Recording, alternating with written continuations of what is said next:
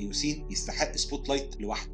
ليه؟ لأنه شاف أحداث مصيرية زي بداية توسع القردة في قارات مختلفة، وبداية التغييرات اللي هتؤدي في النهاية لظهور أشباه البشر.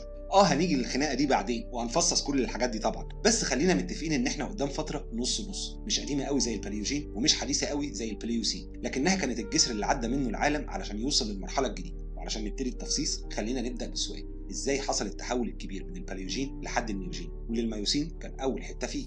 إحنا دلوقتي واقفين عند لحظة انتقالية خطيرة من الباليوجين للنيوجين. الباليوجين كان مليان احداث تقيله زي انتعاش الثدييات بعد انقراض الديناصورات. فجاه الارض كانت عامله زي بيت جديد مليان فرص. الحيوانات الصغيره خرجت من جحورها وقالت الملعب فاضي، يلا نجرب حظنا.